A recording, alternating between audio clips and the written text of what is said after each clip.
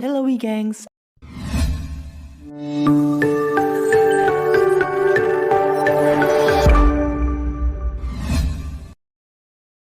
Pecinta K-drama dan K-pop atau mungkin orang-orang yang sebelumnya tidak peduli dengan itu semua, pastinya juga dengar tentang kasus yang tengah dialami oleh beberapa bintang K-pop. Yap, seperti yang kita ketahui, Seungri dan Jun Jung-yeon kini sudah ditetapkan sebagai tersangka yang juga menjerat idola K-pop lainnya seperti Lee Jong-hyun hingga Choi Jong-hoon. Buat yang belum tahu tentang kasus mereka, kasus ini bermula dari isi chat yang terungkap sejak Februari lalu. Seungri jadi tersangka dengan tuduhan penyediaan prostitusi kepada rekan bisnis, sedangkan Jun Jung-yeon karena merekam video panas secara ilegal dan membagikannya di grup chat. Mereka pun kini bukan hanya berurusan dengan pihak berwajib, tapi juga mendapat hukuman sosial.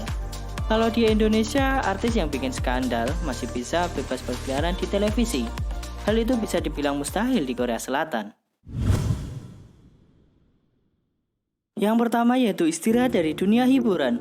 Setelah mereka ketahuan melakukan sebuah tindakan yang melanggar hukum, para selebritis Korea akan meminta maaf.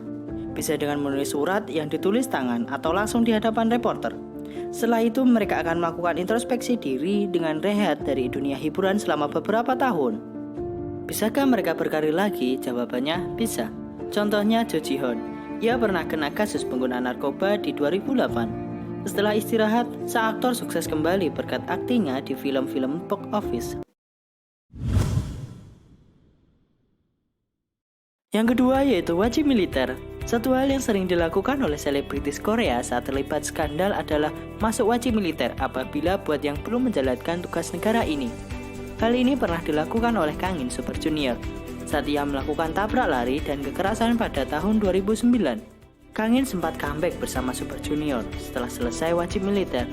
Sayangnya skandal yang sama dilakukan lagi di tahun 2016 dan sampai sekarang ia masih belum punya aktivitas lagi di dunia hiburan.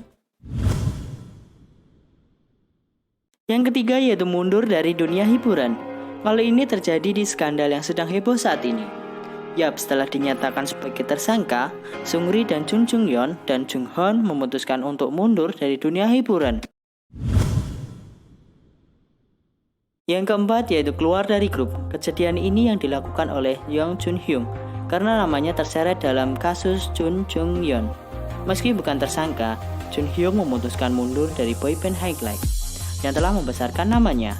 Ia merasa tak tenang karena tahu adanya video yang direkam secara ilegal tersebut dan pernah melihatnya juga. Yang kelima yaitu dilarang masuk Korea.